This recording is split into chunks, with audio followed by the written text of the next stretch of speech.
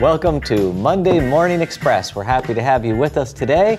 As usual, a great show. We want to talk just a little bit about last week's show. We really enjoyed that part. I'm sure you did as well with Jimmy Booth and Bill and Mary Ann Peter. The kind of crazy thing is right as that episode was going out and we were talking about them, they were dealing with those fires. Massive out in fires. Ukiah there.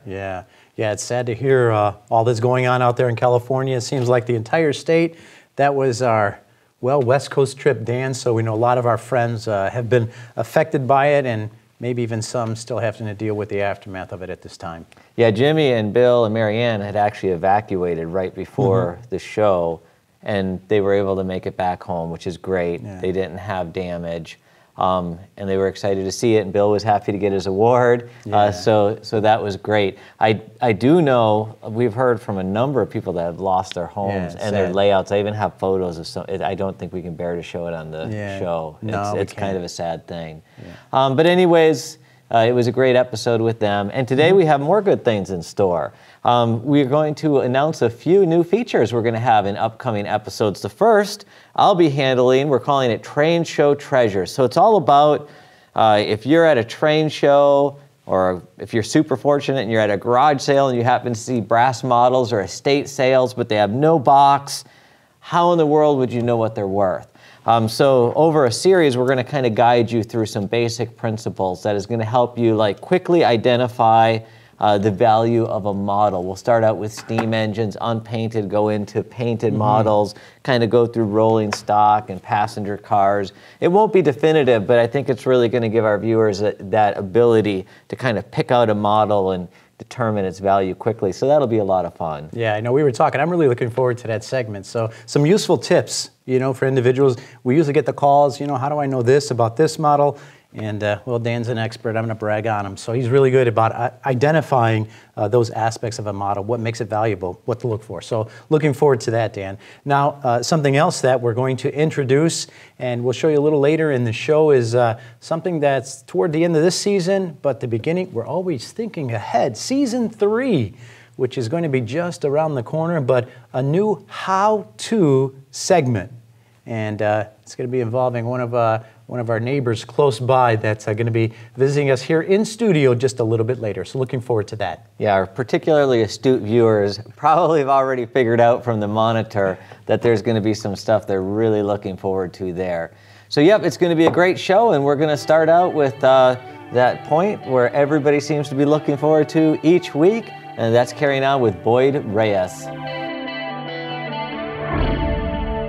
Through the magic here of television, we've actually got our dried primer paint, our maintenance of way in reality is what it is. And by the way, this maintenance of way, this is scale coat 2, you said, right? Yeah, scale coat 1, 2, I prefer scale coat 1 to spray it on if I'm going to put on scale coat 1 paint on it. But I've been lucky. I can use 1 or 2 on them, on brass, and it works just fine. Okay. It's the plastic. That's where the issues are when you're spraying on plastic, but I've been able to use it, no problem. The gray, the reason I use maintenance way gray, again, is to bring out the colors. Sure. And there's no special adhesions or anything like that, like primers.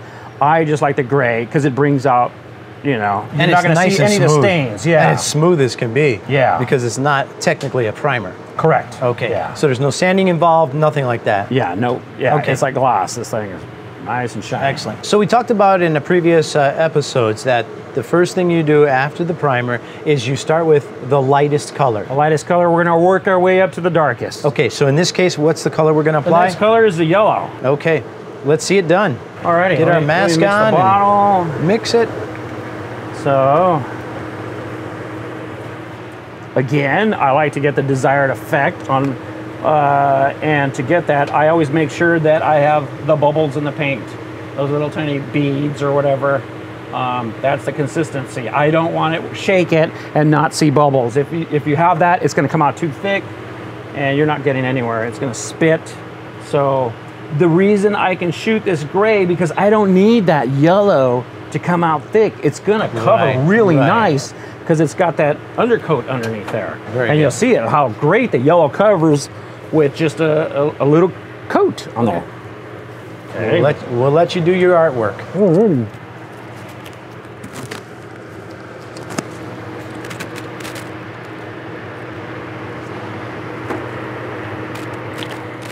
Can you hear me? All right. Okay. Okay. So now I don't have to spray the inside because the inside already has its color. This is primarily on the outside. So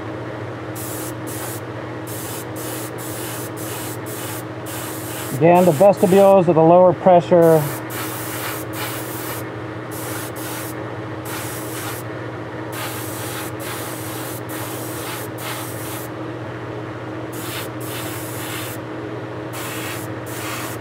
Even a very light color, it comes out really, really nice. Let me kick on the compressor.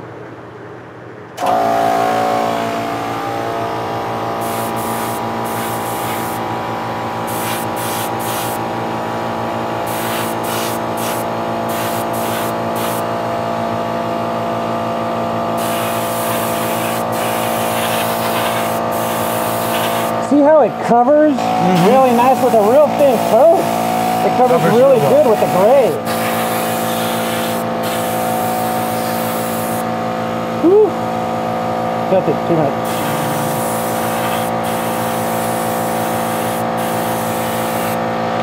Let me open up the nozzle.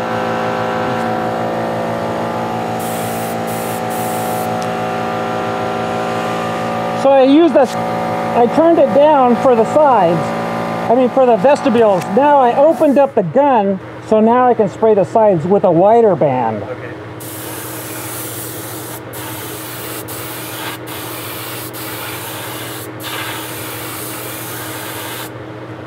Okay.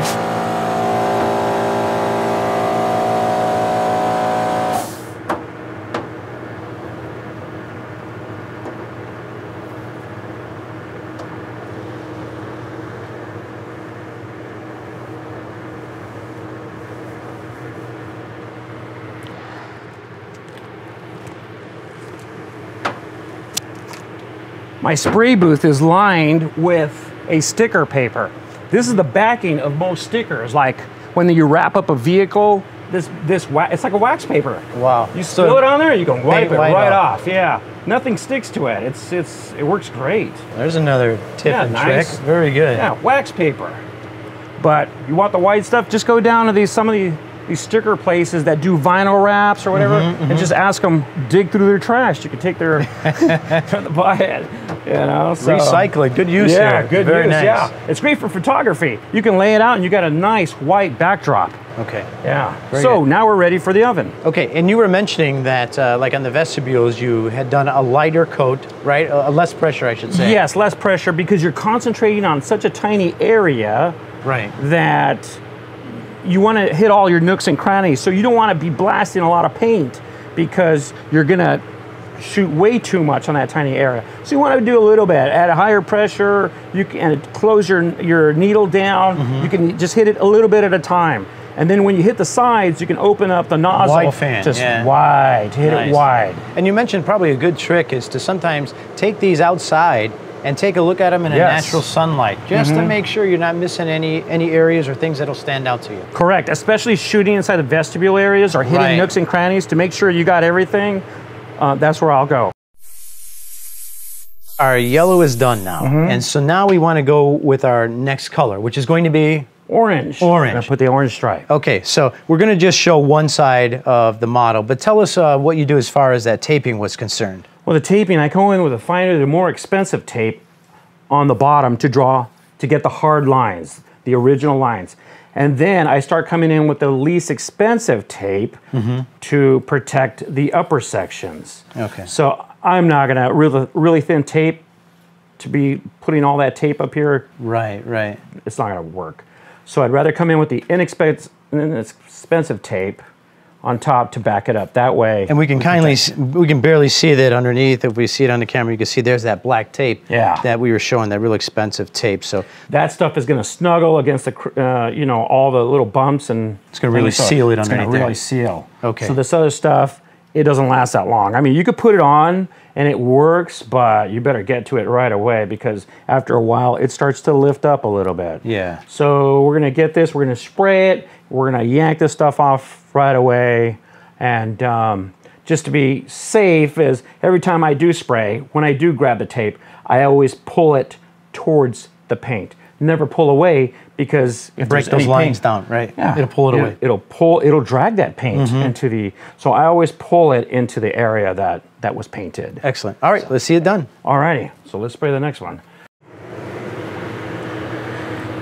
Shake up the paint.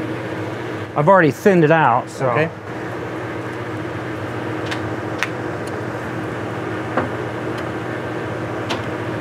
Got my desired bead effect in there with the bubbles. Awesome.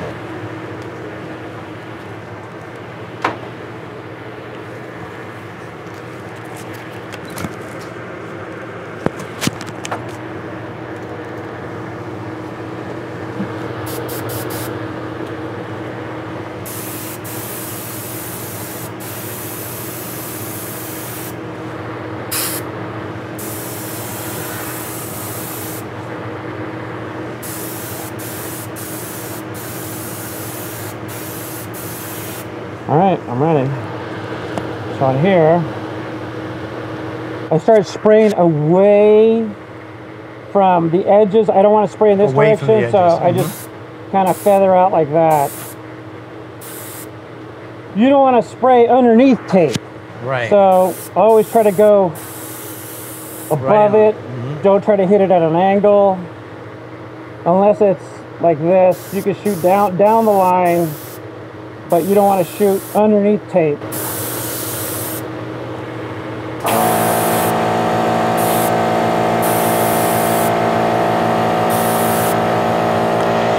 There it is.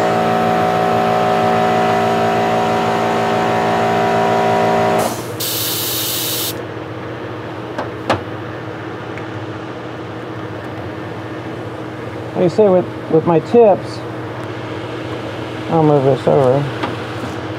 I'll just clean out, I just use compressed air to clean out the tips before I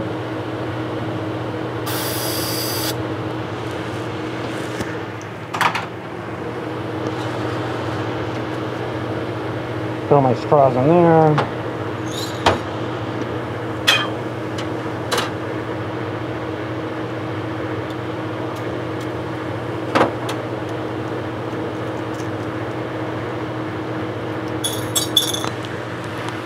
Letting the acetone right away. Swirl.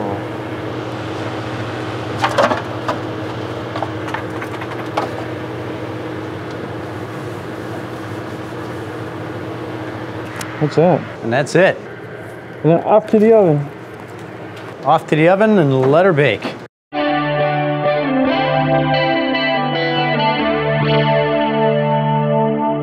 That's a pretty cool series we see there with Boyd. You know, Hal, I know you're a painter too, and you know, it's really nice to see Boyd going through painting there. We're really getting into some of the really cool stuff going on with him. But glad to have you back in-house with us today. Glad to be back. All right. So everyone's looking at our desk here, and well, it looks like home to you and to some out there, but it's a lot of tools on our desk. It's a lot cleaner than my desk. Yeah, right? Well, many might be wondering, why do we got all of this stuff on the desk? Not that we're going to use it all today, but we wanted to let our audience know we have a new series. We kind of alluded to it in the past, but we got a new series that's going to be coming up at the end of season 2, beginning of season 3, and throughout. It's going to be called How To with Hal.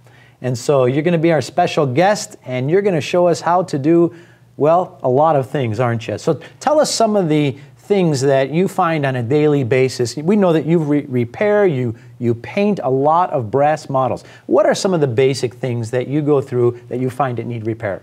Well, a lot of times I'll get a new model. It may have a not running good, not running smooth. I may get one that'll derail on a turnout. May have one that stops on a curve. May have one that just hums and doesn't do anything.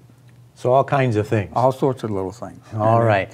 So, you know, we were thinking of maybe what we could do is go through in the series, and let's say, for example, you know, an engine doesn't run. One of the first things we think of might come to mind is that the motor might needs to be lubed and retubed, right? Right. So, for example, going through, you're going to take us through in the series show us how to do a basic lube and retube. So that's something that's real basic. I know something with us that we come across quite often, and you've taught us so well on, is that big word called shorts, right? How to find a dead short, or just how to find a short in general on a locomotive. So those are some of the things that we can go through. And I know that you're the master. You got a lot of tips. You've got a lot of years. How long have you been doing this? Bought my first brass engine in 1965. Ouch! So you got a lot of history behind you. And we're talking about even some of these new fancy tools that they've come out with since that time. You go through and show us what you used to do, but why these are so important, right? Well, I was telling you earlier, my first precision tool was a saber saw with a spark plug file in it. Oh, it's come a long ways, hasn't it? It's come a long ways. All right. And then maybe some things like requartering drivers. I know for some, they would never want to tackle such a thing, but you can show us and go through step by step, and we'll see how to do some of those things. So, and then, you know, as we look on our desk, I mentioned we had our series there with Boyd. Someone had sent me in an email this last week, and I got one a few weeks ago, same thing, about, you know, he does such great paint, and you know he does too. It's just like yourself. There's a few really good painters out there, but their techniques are different, and yours is different from Boyd's. Still just some great results. So we're going to be able to go through some of that with you, see what types of paint you use, some of the methods you use, which are going to be a little bit different, but it's going to really help our viewer become well-rounded in being able to repair or even paint a brass model train. So those are just some of the things. But you know what we wanted to mention to our audience is that we know that you might be facing or dealing with a certain issue on a train right now, a locomotive or a tender.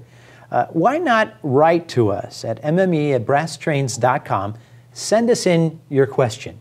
And what we'll do is, on How To with Hal, we'll go through and perhaps we'll be able to address that, how they can find the problem, if it's a problem they can't locate, and how to go about repairing that more importantly. Does that sound good to you? Sounds great to me. All right, so again, we look forward to that in the coming weeks. Towards the end of season 2, we're getting the office set up here. We're going to have a nice workshop. You're going to be bringing some of your own tools even, right? I got some of my own specialized tools that I don't see here. I've seen them. They're pretty cool. So we look forward to that. We'll get into it. It's going to be an ongoing series, which is really nice for our audience, and something just for you and us here at Brass Trains, just to be able to give back to the industry. We want to help people be able to repair. One thing, if you're going to get into heavy repair of brass models, you got to have the proper tools. Agreed. Agreed. So you've got a whole bunch to share with us, right? And I know you mentioned also you've got some vendors that you use, even ones here locally with some specialized tools that you found. That's where I buy more tools there than I do my hobby shop. Yeah, very cool. Very cool. So those are some of the things that we need to know. All right. Okay. You geared up? We ready for this? I'm ready for it. All right. So look for that in coming weeks. Go ahead and send us your questions or the problems that you're having with your local, and we'll see if we can address those on future episodes of How To with Hal. Now we're going to head out to Culver City, California in the first of our series with Mr. Bill Borin.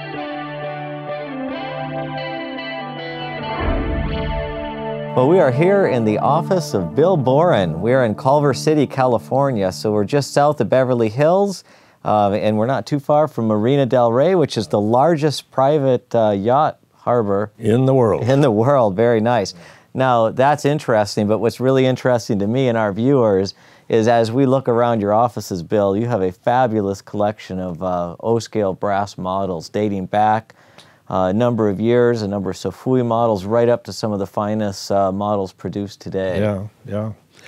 There's well, just in the offices here, in the various different rooms, probably 100 or 150 engines and assorted cars, which is only part of the collection. I mean, there's at last count probably over 1,000 models of diesel and electric and steam locomotives. Yeah, it's very impressive. The interview started late because I was quite enthralled with looking around.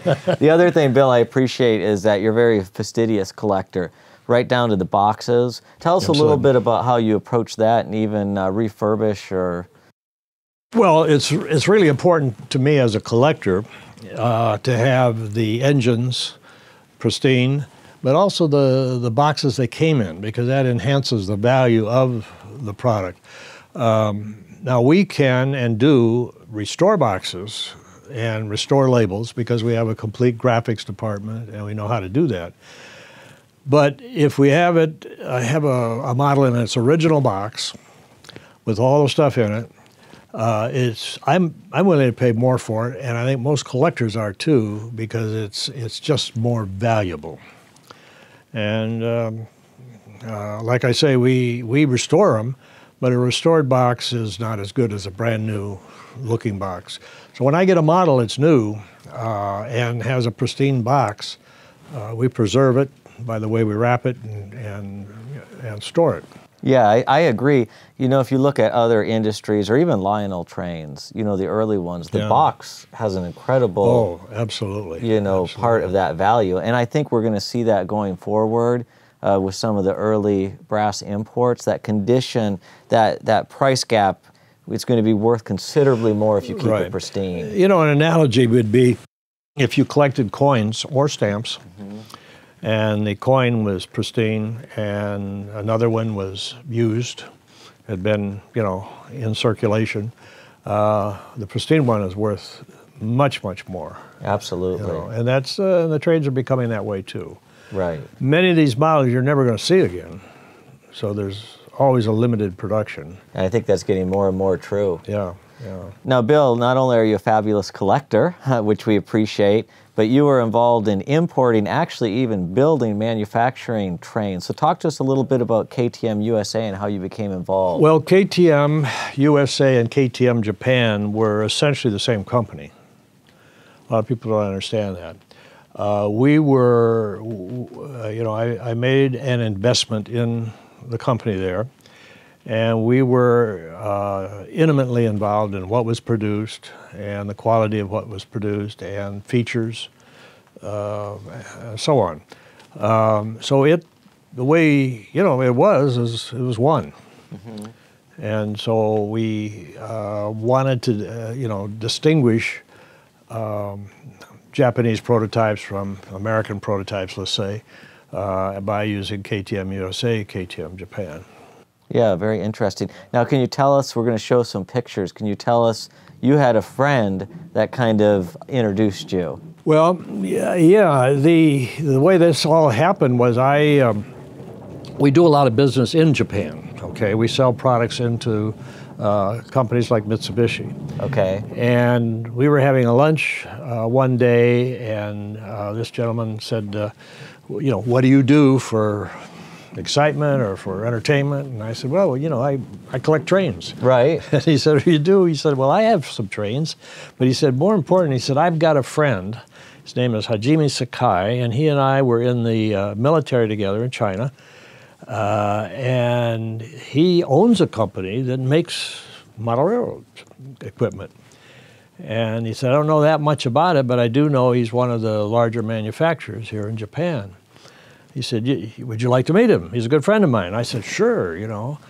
And so we got talking further, and he said, you know, he really is looking for a partner to invest in the business, and maybe you'd be interested in that. I said, well, I certainly would be interested in talking about it. Sure. So we met over too much beer, a lot of sake, and some really great food. Yeah, which was part of the culture, right? Yeah, as part of the culture, that's what you did. And I was instructed very carefully on what you do and don't do. Like, you know, he filled my glass all the time, never touched the container. And at the end of it, he said, well, I will make some sort of decision if I like you, and if I do, we can do business. Okay. And next day I got the word he liked me. He liked you. And the rest is history, as we say. Yeah. So we, and the dilemma always was the yen in relationship to the dollar. When we initiated this thing, the yen was worth 360. Was that like early 80s? Yeah, early 80s. Okay. To $1, and then it just fell to 95 to $1. Right. Which made the engines 4 times more expensive Yeah. to manufacture, and and sell. You know. Right. So we ended up where most of the production then was directed towards countries like Australia and, of course, Japan, because the currency wasn't as volatile as it was with the United States. Right. Now, I think some of our viewers may be surprised to realize that Katsumi is still producing models. Oh, correct? yeah, they're very active. You can go to their website.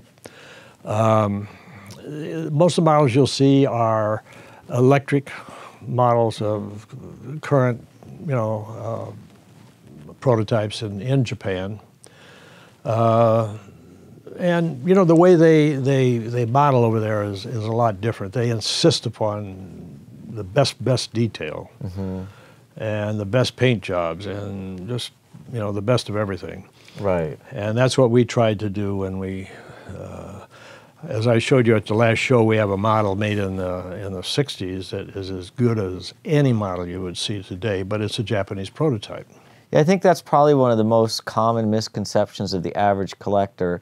A lot of them appreciate the Japanese, for very straight lines and good quality build, but it's like they think they weren't capable of, at that time, producing that detail. But it really, what would you say it boiled down to? Because they were obviously capable of the detail.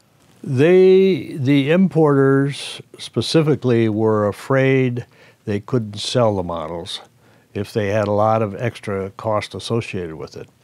And I analyzed that, and at the time Max Gray was doing this, he was selling for a big boy for $275. And at that time, if he put another $100 in at retail, he could have had a magnificently detailed big boy. Very interesting. Yeah, it was just a shame that this fear. When we introduced the Union Pacific Northern, it was $3,200, and people thought that was outrageous. And this was O-scale, of course. O-scale, yeah. O-scale, yeah. And KTM made a lot of HO models also. Right. It's and they, of course, some of the importers they would build for, like precision scale and so forth, even up, into the later time frame there.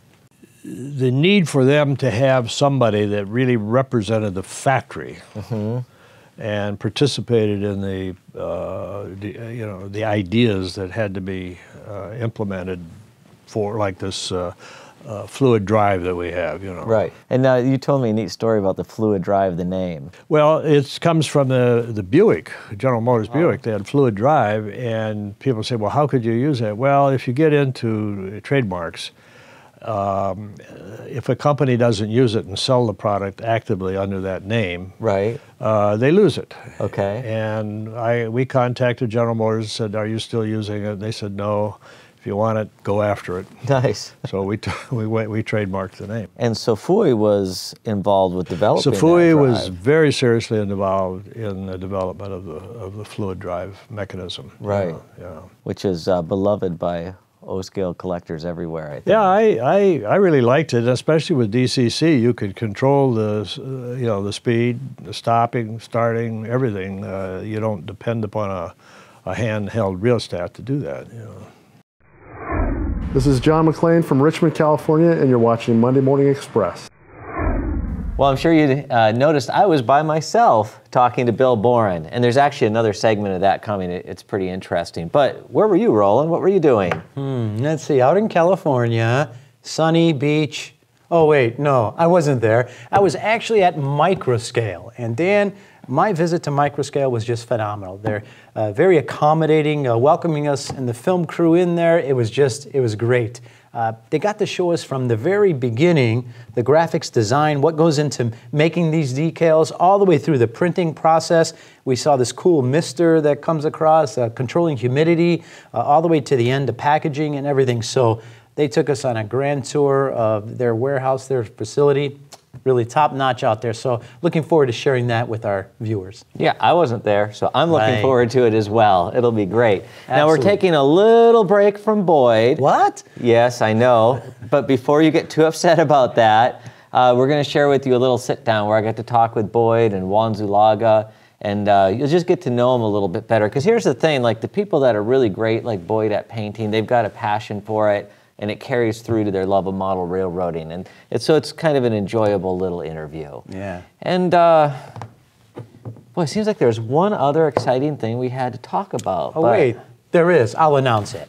So starting today, for the next 3 days, on our site at Brass Trains, we're doing our fall sale. Ah, our sale. I wish go. I had little styrofoam peanuts to throw. That'd be great. No, we don't need that. Anyways, the sale starts today, so go ahead and look on our site at brasstrains.com. You're going to find, well, about 2,000 items there from anywhere from 10 to 25% off. So go ahead and hopefully that favorite model you were looking for is now on sale. Yeah, and many of those items are from a excellent collection we got in a number of months ago that have never been on sale before. So it'll be your first chance to get a discounted price on a lot of those. It'll be a fantastic, though short, sale. And we'll look forward to seeing you next week on Monday Morning Express.